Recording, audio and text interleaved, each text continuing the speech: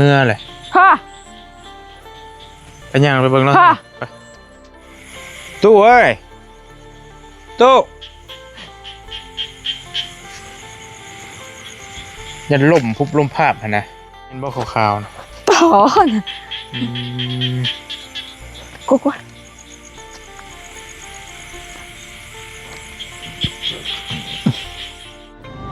เห็นบ่โอเคโอเคใช่ไหมโอ้ยเนาะพี่น้องย่านว่าเราบ่เห็นนะจับเบิ่งจะว่าจะหันไปทางกล้องเด้อ เด้องาม ฮะงามบ่ งาม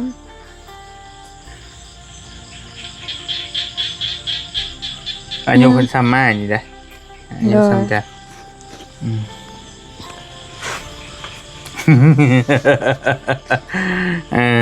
งาม ยังบ่เคยเห็นยังบ่เคยได้เบิ่งเนี่ยเนาะ โดย จะให้เบิ่งซื่อๆดอกยัง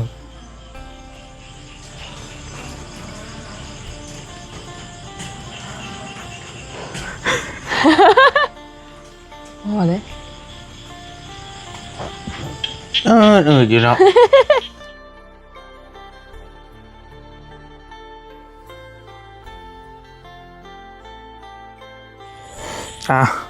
เปิดผ้ามาอีกวันนี้แล้วบริ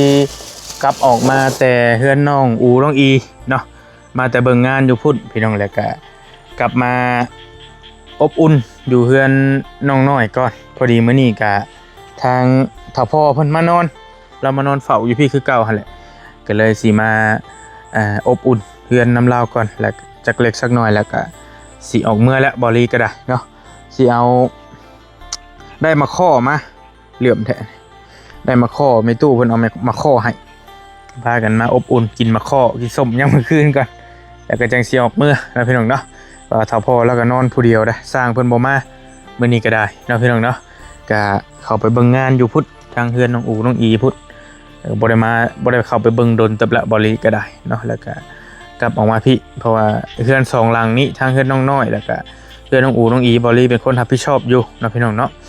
แต่ก่อนหันทีมงานชุดหลังคาเนี่ยเป็นทีมงานน้องๆเพิ่นน้องพัดชัยน้องนิวน้องหลายคนนั่นแหละเพิ่นรับผิดชอบน้ำกันแล้วมื้อนี้แหละมันหมดงบแล้วก็เลยบริสานต่อทั้งเอื้อยใจดีเพิ่นนั่นแหละเนาะที่เพิ่นซื้อรถจักรให้น้องน้อยนี่แหละเพิ่นก็ซอยต่อนะให้มันแล้วเฮ็ดให้มันแล้วมันทั่วว่าซั่นแต่เฮาก็เบิ่งตัวจริงก่อน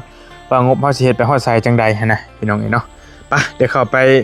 อบอุ่นเฮือนน้องๆเพิ่นพี่น้องมาคุ้มเผ็ดยังกินประตูจูไผ่จูไผ่ลายยุงบ่สวัสดีเด้อตู้เด้อจูไผ่ในเฮือนพี่เลยนะพี่น้องกิริกับบุเป็นยังเขายังจะเทพื้นอยู่เทพื้นแล้วก็แล้วแหละพอฝนลิ้นตลอดเลยนะพี่น้องอยู่นี่ก็นั่นก็คือหูแหละฝนลิ้นเห็ดยังบ่ได้เลยอยู่พอช่างเพิ่นมันเฮ็ดบ่ได้มันเปียกผ้าทำยาวๆนี่แม่นแล้วเป็นยังดอกมีหลังคาแล้วเด้บัดนี้ได้หลังคาแล้วก็โอเคแล้วเนาะแล้วก็เฮามีเพิ่นกั้นกอกั้นขึ้นได้นี่แล้วเฮาก็ถือว่าบังลมได้หลายเติบแล้วนะพี่น้องมองอยู่มองนอนฮะนี่ก็ถือว่ามันบังได้แล้วนอนอยู่นี่ก็โอเคละเนาะตะกี้ยังว่าเป็นสลั่นเลยนี่ยังว่ามีแนวบังนี่ใครนี่ก็มันถือว่าอบอุ่นขึ้นหลายเติบอยู่แต่คำว่าผลลิ้นๆเนี่ยก็นอนได้สบายนะแต่ว่าถ้าผลเฮงทั้งลมทั้งอย่างก็สิเปียกๆในน้อยนึงพี่น้องเนาะฟังนอนฟังเสียงเขียดห้องแอดเสียงกบเสียงเขียดนี่แหละอยู่ทงถือว่าอากาศดีอยู่พี่น้องเนาะเซลอยู่ผู้ใดหาก้านก็คักกันไปว่าหน่อยไปก้านปะ ไปก้านบ่มีบ่จักรแตน หืม นี่ บ่แท้โอ้ครับดราม่ามาข้อเฮานี่หน่อยตะกะแตนมึงก็เด้อฮะกบบ่กินนะบ่มักกบจะกินตะกะแตนไข่ตะกะแตนหมูตะกะแตนเจ้ยแม่นอยู่บ่เอิ้นคือกันอยู่บ่เดี๋ยวเอิ้นคือกันอยู่บ่ตะกะแตนโอ้ยแซ่บเลยแตนสูตรบ่อยากจื้อซื้อมันไปได้เลยพี่น้องมากินสมมาข้อน้ำกันได้บะนี้ก็ได้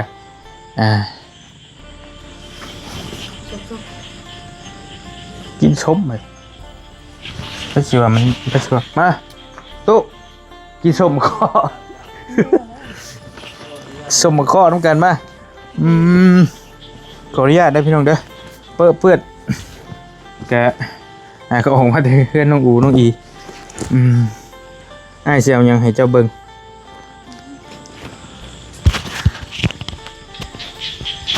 อีกก็ก่อนสิกินศพ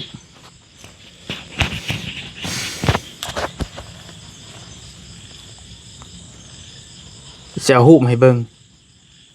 หูบผู้คนซอยเฮือนเจ้านี้นะ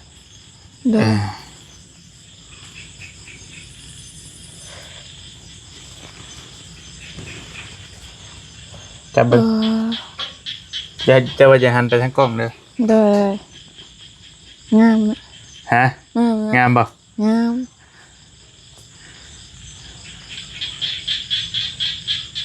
อายุคนซ้ำมานี่ได้อายุซ้ำกัน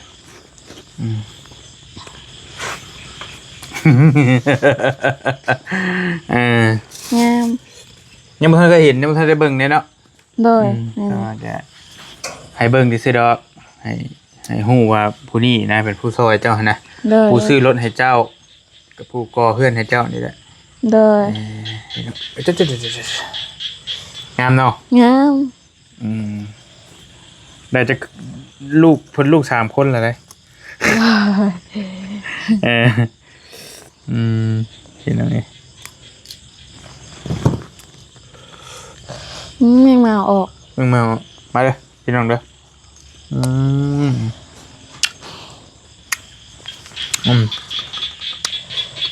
แต่แรกกับบริคิดว่าเพิ่นสิยังมันเป็นเศษเป็นสาวนะบริคิดว่าเพิ่นสิเป็นคนใจบุญใจกุศลนึกว่าเพิ่นมีอายุแล้วนะบริจาคแต่พอมาเห็นรูปบ่ได้โอ้ยยังหนุ่มอีหลียังเป็นสาวอีหลี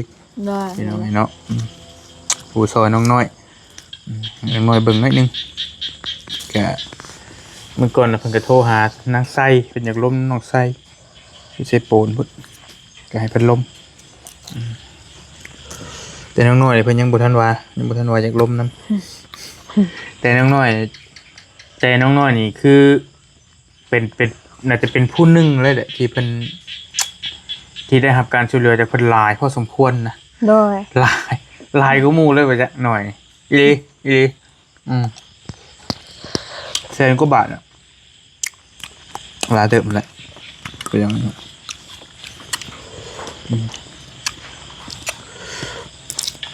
ได้เบิ่งคลิปอ้ายอยู่บ่เบิ่งคลิปใดนี่ชั่วมือนี่เบิ่งอยู่บ่มือบ่คือเมื่อแล้วก็นอนจื้ออยู่บ่ให้นึกได้หัวตอนคลิปล่าสุดที่เจ้าเบิ่งคลิปได้ทำไมเบิ่งคลิปเจ้าไปเที่ยวอยู่ไสไปเนี่ยไปเที่ยวมันก็มีหลายหม่องจุดใดที่เจ้าเบิ่งไงคลิปตัวใดคลิปอันนั้นน้ำต้นตาดนะเฮาก็บ่ฮู้น้ำต้นตาดก็บ่ฮู้ไอ้ขี้เหือบ่แม่นไอ้ขี้เหือหรอบ่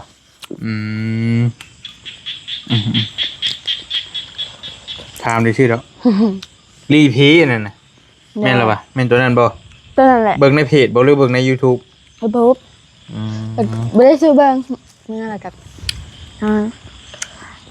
แม่แล้วก็นอนบ่ได้ร้อนติ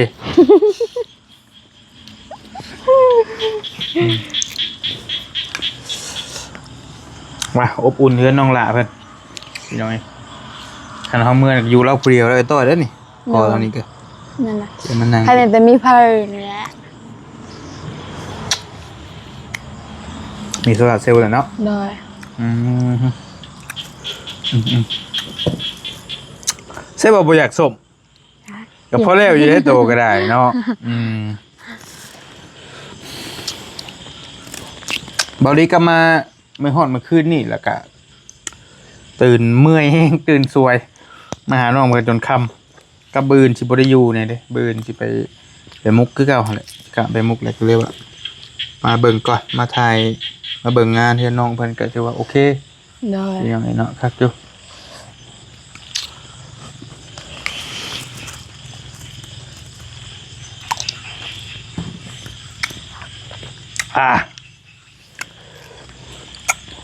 จบครับสั่วแหละกินไปนี่ก็คักจู ชั่วแบบชั่วแจ่วหวาน สั่วแล้วเขากะเอา ๆแบบมันกินอื่น ลุดปุดเขาเลยเป็นบ่ นั่นแหละแจ่วหวานได้แซ่บมันจะข้าวกันขัวได้มันตกลงมา มันยวดเลยเนาะ มันเลย มันแต่ก่อนน่าจะกินประจ เดี๋ยวนี้เด้อันก็กินบ่ ำกิน แต่ว่าทำมันตายเด้ เออ แต่มีคนขัวแล้วนะแต่ให้จับขัวให้จับแบบไปขัวเฮ็ดบ่ได้แต่อยากเรื่องอยากได้ โดย อาจจะว่ารุ่นกลืนน้ำลายกับกลืนให้แต่บ่กล้ากินนะจะเคยได้ว่า บ่ได้กินดิบเนาะแต่ทำให้ชุกกินบ่ บ่กล้าขาสัตว์นะความหมายนะ โดย อาจจะว่าไอ้แมงเมาเขาขัวมาเขาจับมันขึ้นนี่กินเป็นอะไรกิน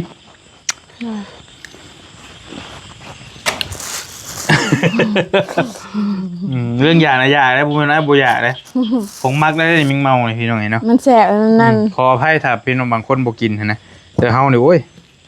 กินกับข้าวเหนียวที่ว่าบอกแต่ก่อนนี่อาหารชั้นเลิศได้เด้นี่ นั่นแหละ มันได้พี่น้องเอ้ย มันแสบมัน แต่อันนี้ก็บ่กล้าเฮ็ดหยังเพิ่น ปิ้ว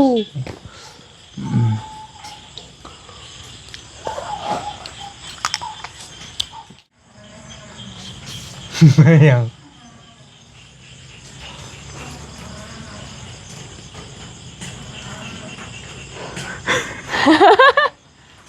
พอเลย อยู่เนาะ น้อย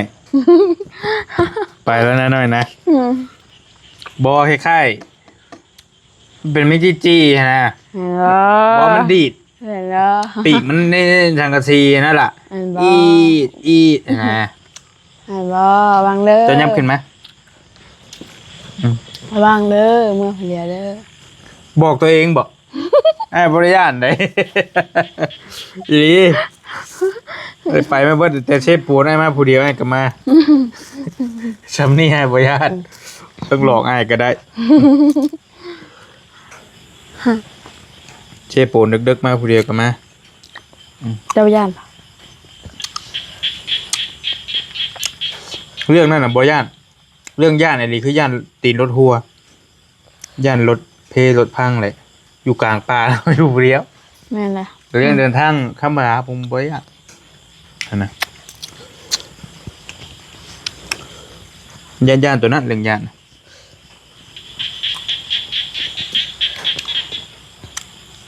มีได้เสียงกบเสียงเกียด นั่นคือบ่ขึ้น งานบ่แห้งบ่จ้า เน็ตบ่แห้งบ่หรือจังได๋ งานบ่แห้ง บ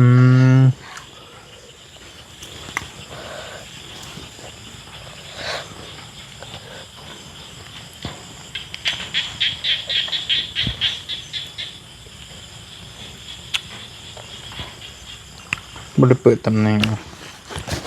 เพิ่นบอกเพิ่นอยู่บ้านต้นผึ่งเมืองต้นผึ่ง เสียงบ่ เพิ่นก็ให้บอลี่ไปยามอยู่เด้เอื้อยเพิ่นก็แต่ว่าเฮาบัดก็ตัวไกลซับเพิ่นจะถามว่าอยากไปบ่อยากไปอยู่เมืองต้นผึ่งไปบ่ไปยาม ก็อยากไปอยู่ ตัวบอกยันเมารถมันแล้วไก่เมืองต้นเพิงแข้งต้นเพิง บ้านต้นเพิงเมืองต้นเพิง เมืองต้นเพิงแข้งบ่อแก้ว โดย ไก่ เราขี่เครื่องมาก็ได้เพิ่น ขี่เครื่องบิน แม่น พาก ล้าขี่บ่ ไม่อยากเชื่อ ชีวิตนี่สิได้ขี่เครื่องบินบ่ แม่น อ้ายบ่เคยขี่เทื่อใดอีหลีบ่อีหลี โอ้คิดได้ก่อนคิดได้ก่อน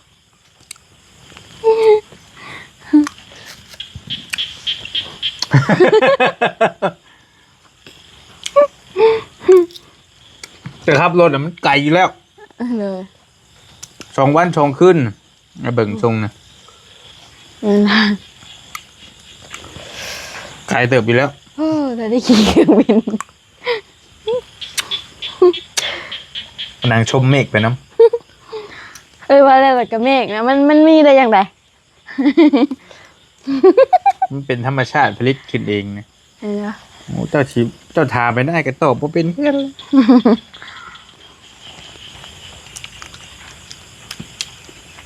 ฝนตกนี่กับเมฆไงเมฆจับกลุ่มกันแล้วกันฝนตก เรื่องไปรีเหรอมันที่มีนะครับ ไอ้จะเรื่องไปรีเหรอ ก็เรื่องภาคขึ้นไปดีมันสิมีหยังสิบ่แต่บ่เบิ่งบ่ในเขาออกนอกโลกมันก็บ่ได้มีหยังมันก็ว่างไปดีเลยแต่หยุดก่อน เรื่องโลกเนี่ยบ่ให้คิดเพิ่นว่าคิดหลายนี่มีส่วนเจ้าสิเป็นบ้าเอาเจ้าลองคิดเบิ่งเพิ่นบ่ให้คิดได้เรื่องโลก เลย อันนี้เกิดมาได้ใดอันนี้เกิดมาจากใจคนเกิดมาแบบใดจังใดอย่างเจ้าสิคิดไปวิปริตไปแบบโอ้โลกกลมโลกแบนโลกไปมันเป็นไปเป็นโอ เรื่องโลกนี่ห้ามคิดอีหลีคิดแล้วมีส่วนในความเป็นบ้า อืม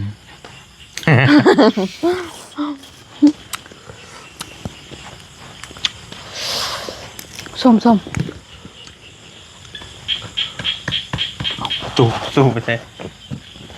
จักอยู่สัก การตะกะแตนนะพ่อจ๊ะ จักไป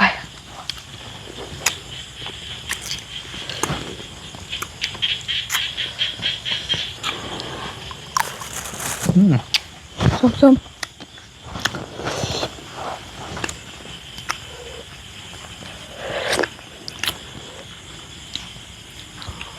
สัญญาณบ่ค่อยได้เฮือนน้องน้อยพี่น้องเนาะ ยังบ่อยากงู เป็นจะได้ อยู่หน้าคือกัน ไอ้เพิ่นมาหาประจำบ่มาคู่คนบ่นิวบี้บ่ต้าบ่ โดย ความสัมพันธ์ไปเข้าใจแล้วตอนนี้กับนิวคือเก่าบ่ คือเก่า บ่ได้เข้มข้นกว่าเก่าบ่ได้ลดลงบ่หรือว่าแนวใดลดลงบ่หรือเข้มข้นขึ้น ปกติ กะ ในฐานะหยัง ไอ้ฮัก อ้ายฮักฮักอ้ายได้บ่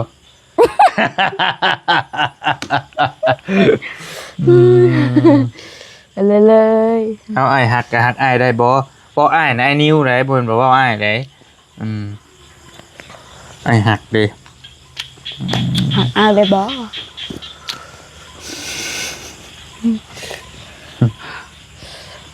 ไม่กินขั้วแมงเม่าเด้นะ หาเด้เห็นว่าไปเลยหมู่นี่บ่ฆ่าสัตว์เถาะมันบ่ดีกับชีวิตเจ้าบ่ต้องฆ่ามัน บ่ขายจะกินยังวัน มันสิอึดบ่น่ากิน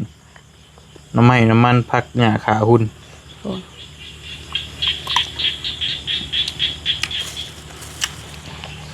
ชม อุ้ยมันหล่น น้อยมันขาดไปอันหนึงน่ะมาข้อ ไม่คาเฟ่เด้ หัวแล้วว้ยขออนุญาตได้พี่น้องเด้ออย่ากินศพกินแล้วก็บ่จักยากันแล้วมาข้อนี่ก็ได้ ปีกมันออกเลยได้เกินปีกแมงเม่า ปีกมันออกแล้วมันตายบ่เนาะ ตาย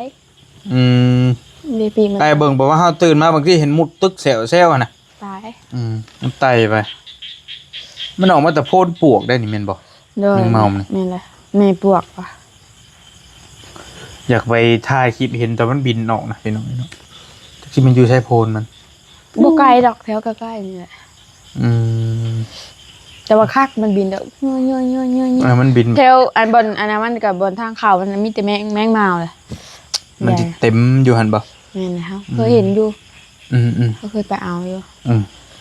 ปกกระเดิงบ่ปกกระเดิง บ่เรื่องรถอันนั้นกลางอยู่ ปกกระเดิง ยับเข้ามามันบ่กล้องมันบ่อยากเห็นปานใดพอตู้เรากินข้าวแล้วบ่น่าจะถามแล้วบ่เรากิน กินแล้ว เราพายข้าวมาอยู่บ่ก็อย่าละบ่ได้เอามีเอาหยังไว้ให้อยู่ ขนมนี่สม ให้เราลวกกินผู้เดียวเราบ่น่ากินยากปานใดติซื้อมีกล่องมีหยังมาไว้ให้อยู่กินแล้วสบายอยู่ดอกพี่น้องเอ้ยกินบ่หลายดอกเบิ่งเราก็ได้ก็อบอุ่นเนาะพี่น้องเนาะอยู่เฮือนน้องหละเพิ่นเบาลีมาก็ชนหลาก็อยากค่ำประมาณนี้แหละนะค่ำๆแล้วก็มาอบอุ่นเพื่อนซ่านน้องเพิ่นแต่ว่าคันว่าสร้างอยู่ก็คือสิคึกคืนอยู่ โดย ก็สิ2-3 คนเด้สร้างเพิ่นก็ได้แต่ว่าน้องนิวถามบอลี่อยู่ว่าสร้างค่าสร้างนี่อ้ายสิบ่แม่นดอกอ้ายบอลี่บ่ผิดอ้ายสิให้เพิ่นเทพื้นเลยบ่หั่นน่ะ โดย บอลี่ก็เลยเอาเทเลยก็ได้บ่เป็นหยัง โดย ค่าสร้างหันสีซ้ำกันกับเพื่อนน้องอูน้องอีฮัทที่บอลี่จ้างพอสร้างฮัท โดย ประมาณนั้น10 ล้านพี่น้องเนาะถ้าพังบ่ผิดนะต้องถามนิ้วอีกเทื่อนึงแม่นบ่ได้คุยกันอยู่บ่จื้ออยู่บ่ บ่ แต่นิ้วส่งหานี่แหละแต่ว่านั่นแหละสิคุยกับน้องเพิ่นใหม่อีกเดี๋ยวสิจดเบิ่งรายการว่าบอลี่ซื้อหยังไปแน่แล้วนี่แต่ว่าจดไปแล้วแต่ก่อนนี่ว่าสิจดตัวนี้ออกอีกจดตัวนี้อีกสิคืนให้น้องนิ้วอีกจดหลายอย่างอยู่ได้หักออกนะว่ามันสิเหลือหยังแน่เหลือเท่าใดมันก็สิลดลงเรื่อยๆถ้าว่ามันฮอดทาสีก็โอเคถ้าฮอดโบกก็ต้องโบกก่อน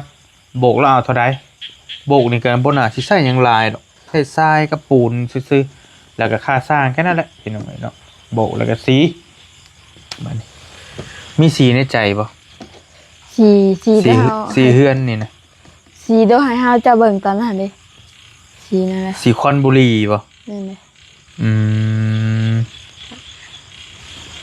ทางในอัน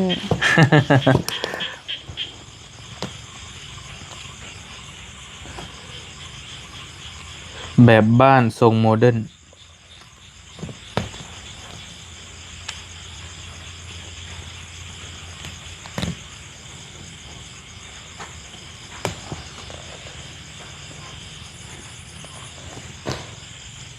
นี่ว่าหน่อย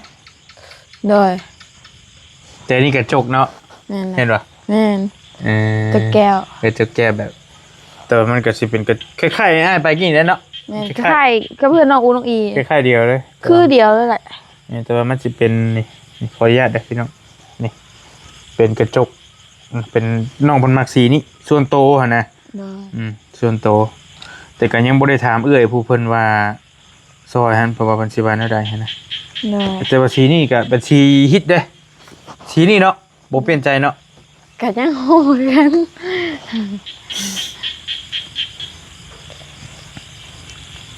ถามเบิ่งส่วนโตเจ้าเบิ่งเห็นไหม โดย พอมักแบบใด เพื่อนอันนี้ก็งามนะงาม งามบ่ โดย ล้าน4ผู้ใด มันเป็นสร้างเป็นเครื่องแล้วมันรวมตกแต่งอหย่างเด้ โดย แบบเพื่อนสิเราที่อยู่ฝั่งไทย แบบนี้ก็งาม มันรวมผ้าเพดานได้หลายอย่างโบก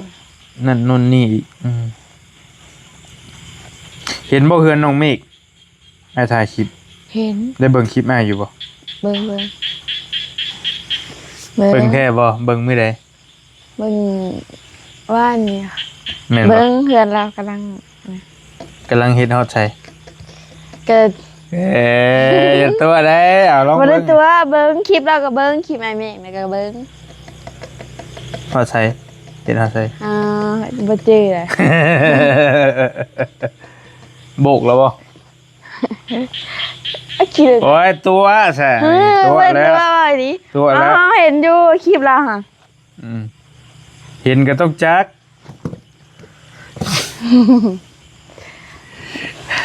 เป็นตัว เอ้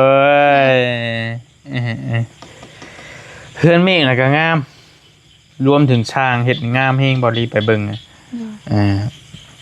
ครับกำลังโบกยังจะว่าบ่เป็น ได้ ติดประตูแล้ว ได้ แล้วก็กำลังสิเทพืชอันนั้นก็ได้ ได้ ก็ถือว่างามได้ ได้ แต่ลังน้อยไปยังบ่อยากมาอยู่มีสวนกาแฟพร้อมเลยหน่อย ชมวิวอ่ะ สวนกาแฟล้อมรอบปลูกกาแฟอ้อมไปเลยเฮือนน้องเพิ่นน่ะกาแฟงามกาแฟนี่มากาแฟลก อะไรก็สิไปเพื่อหาเกมมากาแฟแล้วเพื่อ ไปบ่ ไป กาแฟไอเตียงเด้ เลย กำลังเริ่มใหญ่ ไปหาเกมกาแฟ อีกปีหน้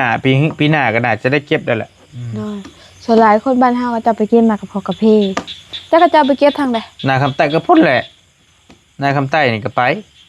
ไปสัมภาษณ์เขาเจ้าตอนนั้นเต็มอยู่เขาบอกว่าไปเก็บกาแฟน้ำเก็บกาแฟก็ไปเก็บกาแฟมันไปมีสวนกาแฟหลายมีเงินได้ เลย กาแฟมันเป็นราคาไหมกาแฟหลายให้ เฮาก็โอ้ยปลูกกาแฟหาก็ว่ามาแล้วกัน อยากปลูกกาแฟมันปลูกบ่ได้เลยนะพี่ ดินอันนั้นเนาะ บ่อากาศเดี๋ยวพุ่นมันหนาวกาแฟมันมักความหนาวความเย็น ถ้าหน้าหนาวมันปลูกได้บ้านเฮานะหน้าร้อนมานี่มันอยู่นำเฮาบ่ได้ อยู่พุ่นมันหนาวตลอดบ่อยู่พุ่น มันเย็นตลอด เลย ถ้าคิดเบิ่งว่าบ่ได้มีพัดลมน่ะเฮือนน่ะ ไม่เห็นลม มันหนาวมันเย็นอยู่แล้วบ่จำเป็นต้องใช้พัดลมไหม เลยโอ้ยหนาวตลอด นี่ นะ คืออากาศประมาณนี้นะนี่ประมาณนี้ถ้าบ่มีพัดลมก็อยู่ได้แม่นบ่นี่ ไม่เป็นไรมันเย็น มันเย็นอยู่แล้วเด้บารี่ไปเห็นน่ะก็โป้สอนไปเลาะเบิ่งโซนกาแฟน้องๆเพิ่นเมื่อวานนี่แหละไปเลาะแล้วก็ขึ้นมาสวนกาแฟไอเตียงก็กำลังใหญ่กำลังขึ้นถักอยู่อยากได้ไว้อยู่อยากได้สวนกาแฟอยู่เพื่อได้เป็นเฒ่าแก่กาแฟสิให้น้องน้อยไปเฝ้าไปเก็บมาเนี่ย ได้เผาอ่ะได้เผากาแฟดิ เผาแล้วเสียหญ้าเสียยูน้ำได้เฮ้ยบ่ โอ้ได้ ได้ ได้ เจ้าต้องเอาผัวหน่อยจังไปแล้วเจ้าไปผู้เดียวเจ้าบ่ได้หรอเจ้าบ่แม่นได้อยู่ นี่นะ จะมีผัวน่ะจังคือ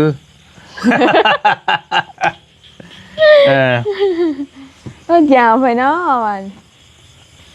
เอาน้องชายอ้ายไปบ่รีบไป น้องชายจ้ะอ้าวไปเห็นหมู อ้วนๆคืออ้ายนี่แหละ โอ้ยมากมากบ่ มาก เป็นช่างเพราะ โอ้ สร้างไฟก่อเฮือนก่อซ่านได้เบิด เลย มุงหลังหลังคาได้ทุกอย่าง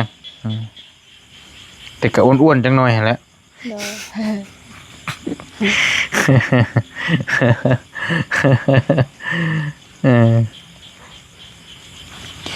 มาอบอุ่นพี่น้อยก็สิออกปะได้สนำบัดนี้เมื่อได้เนาะเอากันเนาะ เลย สิส่องตูดน้องน้อยเมื่อแล้วก็จังว่าเงินทองมีใช้อยู่ติ มีอยู่อะไรใส่เล็กน้อย เล็กๆน้อย เติมน้ำมัน ๆแต่เปลี่ยนได้น้ำมันเครื่องเด้อ เลย มีจักแสนบ่อีหลี มีประมาณ600,000กว่า โอเค พอแล้วสำนั้นจ้ะสำหรับบ่มีก็บอกอ้ายสิแบ่งให้เด้อ มีอยู่มี สิแบ่งเงินเฮือนนี่แหละแบ่งให้แล้วบ่มีก็ได้คันมีแล้วก็แล้วไปนะก็อ้ายก็เบิ่งก่อนเบิ่งตัวจริงก่อนถ้าว่ามันเหลือก็สิเอามาให้เจ้าคือเก่าหั่นแหละเงินก็ได้นะ แต่ว่ามันสิเหลือบ่ประเด็นตัวนั้นแหละ ก็คันว่ามันอันนั้นก็สิให้เพิ่นก่อห้องน้ำของหยังให้เจ้าเลยอยู่นี่แหละต้องเฮ็ดห้องน้ำอีกเด้ นี่ไง มีโถสุขภัณฑ์อหย่างต่างๆนี่แหละพี่น้อยเนาะกันว่าสิเป็นไปได้คันมันน่ะก็จะเฮ็ดให้กว้างๆนี่อาจจะเฮ็ด2ห้องบ่เบิ่งก่อน เลย ห้องน้ำนี่มันต้องแบบว่าจักเท่าใดน่ะเบาลี่แบบว่าเน้นห้องน้ำแบบ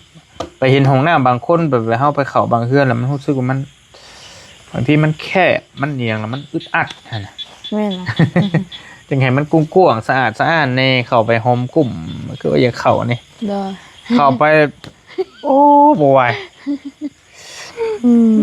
เสียลมณ์เลยพี่น้องนี่เนาะยีรีหน่อยแต่เฮือนไอ้คือการบางที่เข้าไปโอ้นิ้นเนี่ยนะไอ้หาแฟบมาอย่างพล่างกระหงเนี่ยแต่ดูอีรอกน้องหน่อยเพิ่นในเบิ่งช่วงนี้ก็ได้จะอนามัยได้อยู่ดอกได้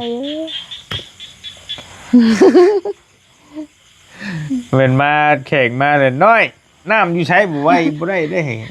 ยังไม่ได้ตักเขาเหรอ โอ้พลาดได้แบบไหน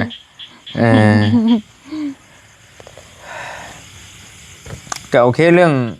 ยับมาพี่นะไอ้บอกให้ยับมาพี่กล้องมันบ่ฮอดนี่เรื่องโลกเรื่องไพ่เป็นได้ตอนนี้โอเคอยู่บ่บ่ปกติของเจ้านี่คือแบบใดก็ยังบ่เห็นมันเป็นตะกร้ามันเป็นอันนี้วันที่ตะกร้าวันที่5ก็เป็น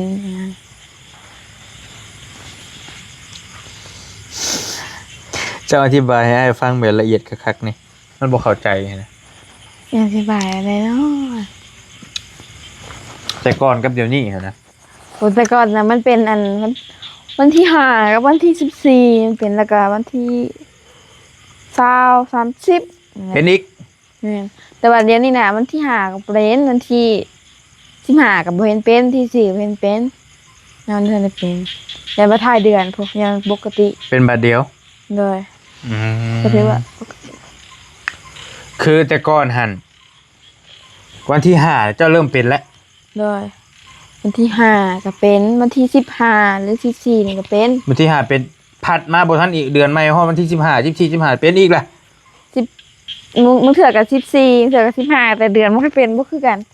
แต่ละมื้อแต่ถัดมาบางทีแบบสิสิ้นเดือนเป็นอีกล่ะแม่นเลยเดี๋ยวนี้เลยยังบ่ทันมันสิเป็นท้ายเดือนอย่างเดียวบ่หรือว่าจังได๋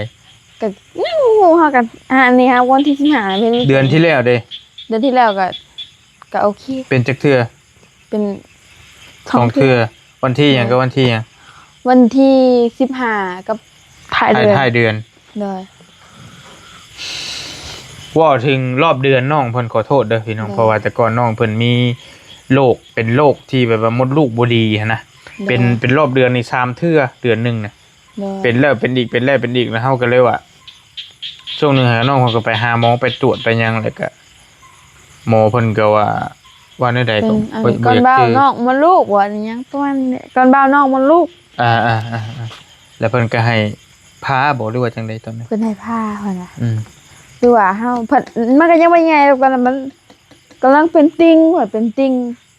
แล้วก็เฮาก็มากินทางไม้ประมาณทิศกว่าๆแล้วเฮาก็ไปกวดอยู่ก็อยู่เซโน2บ่อนเพิ่นว่ามันบ่มีหยังบัดนี้แม่นบ่โดยแต่ก็เลยย่าไปเจ้าก็ตอนนั้นเนาะโดยนั่นแหละโอเคพี่น้องแต่วันนี้น้องเพิ่นบอกมันโอเคอยู่กับไข้แล้วแต่มันยังเป็นเดือน2เทื่ออยู่เด้ยังเป็นเดือน2เทื่ออยู่เฮาก็เบิ่งก่อนโดยว่าได้ใดเว้นของนักของหยังหั่นแหละแต่บ่ต้องยกมันโดยรถก็มีให้ขี่เลยเด้บัดนี้ก็บ่ได้ย่างเลยติขี่ไปหน้าผู้เดียวได้อยู่บ่แต่ขี่ไปหน้ากับเจ้าแล้วจอดมันตาเจ้ามันเข้าบ่ได้มันเป็นห้องเป็นอันน่ะอยู่ห้องหมองนั่นบ่เป็นตมเลยตอนนี้หั่นน่ะมันเพียงหัวเข่านี่บนทางมันหอมๆในบนหัวหมองลงย่างตอนนั้นบ่โดยโอเคตะกี้น้องเพิ่นก็ย่างลายนี่แหละเฮ็ดเวียกนักนั่นนู่นนี่มันก็เลยเป็นโดยแล้วก็มีรถจักรแล้วก็เอาลองเบิ่งแล้วก็ของมักดองหั่นแหละก็บ่อยากให้กินปานใดโดยคันอดได้อดบ่ได้ก็ห้ามนั่นแหละฝากติดตามเพื่อนน้องเพิ่นในตอนต่อไปแนวใดก็จังค่อยว่ากันแต่พี่น้องเด้ออยู่ดีมีแฮงขอขอบใจหลายๆกับบอดี้สิขอตัวเดินทางก่อนบัดนี้บ่อื่นก็สิบ่ได้มาสร้างนี่แม่นบ่ตามว่าทิศตะแรกพุ่นแหละมื้อฮื้อพุ่นเนาะอื่นวันเสาร์ไปแล้วจังว่ากันซะนะไปมึนหลายเติบแล้วโอ้ยไปแล้วแวบไปพี่น้องกำลังสิเมื่อแหละพ่อไปย่างไปเบิ่งแล้วไปรอบบันแห้งเป็นคนแบบว่าบ่แข็งแรงอยู่ซับ อยู่ไสล่ะบัด จะเราไปป่าปะจ๊ะ แล้วมีไฟบ่ล่ะ เราถือมาเนี่ยเสื้อเราก็ไม่ได้ถือเนี่ยเนี่ยเสื้อเราขนมเรายังเยอะ อยู่ไสล่ะบัด นี่ไปป่าปะจ๊ะ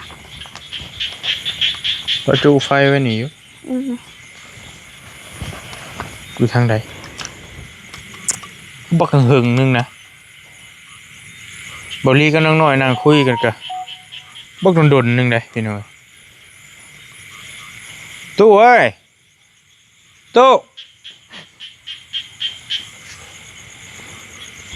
ยันล่มพุบล่มภาพหั่นนะความหมายวะไสไปเข้าห้องน้ำบ่ อย่าไปเข้าห้องน้ แม่นบ่ขาวๆนะ ำต่อนะ อืม กูก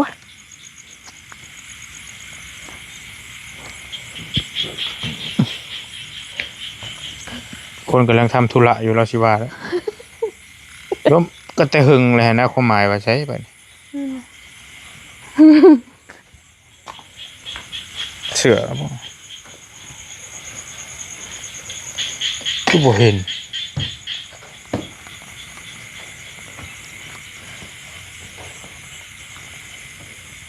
เราเป็นคนอ่อนอยู่ใช่ไหมนะพี่น้องเราบ่ค่อยแข็งแรงเด้ตัวพอแล้วนะอยู่ไสบ้าน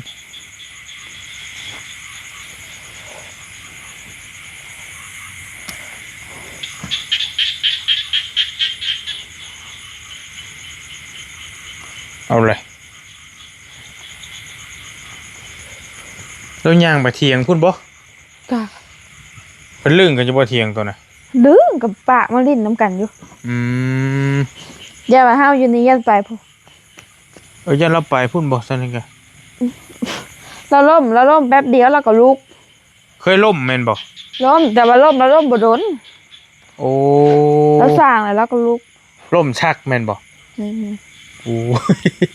หน่อยอันตรายหน่อย อืม กูใช้ระบาดป่านี่บ่ว่าที่แอบว่าเราสิไปหึงปานนั้น เล่นไปผู้ ยันเถียงพุ่นบ่ อย่าเห็นห้าวอยู่นี่แหละไปคลิป เราเห็นเฮานั่งอยู่ยันเราไปเนาะ แม่นล่ะ แต่ว่าเขาป่าบ่น่าโดนปานนั้นนะพี่น้องเอ้ย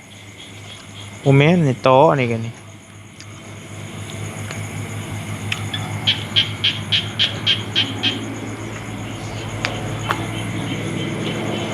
ไปเบิ่งเถียงพุ่นจ้ะปะนั่นแหละเนาะตกใจนะบ่มีหยังดอก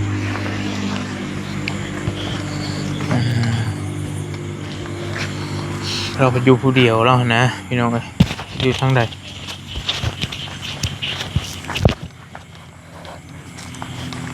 คือรถย่างไปปะคือรถ ฮะ คือรถปะ เห็นบ่โอเคซะนะโอ้ยเนาะพี่น้องย่านว่าเราบ่เห็นหั่นนะเพราะว่ายันเราล่มพุบล่มผ้ามาเราเนี่ยเตะโตได้เนี่ยก็ดีแล้วเห็นแล้วก็ได้พอแล้วมาลิอยู่เทียงพี่ว่าซั่นมาลินั่งถ่ายคลิปอยู่หั่นกับน้องน้อยเพิ่นกำลังสิพากันออกมือบัดนี้น้องน้อยเพิ่นมาเบิ่งอยู่พี่ก็ดีก็เป็นห่วงเราแหละเราแฮงบ่แข็งแรงอยู่นะตูพอเพิ่นนะก็คอยเด้อ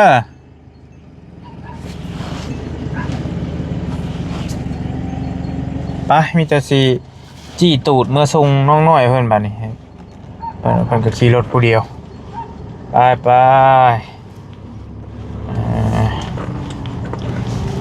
ให้เพิ่นนำหน้าบ่ได้ตามมือโอเคอยู่ดีมีแฮงติดตามเคสน้องน้อยเด้อพี่น้องเด้อในตอนต่อไปว่าสิซอยน้องเพิ่นฮอดขั้นตอนใดก็จังค่อยว่ากันอยู่ดีมีแฮงสบายดี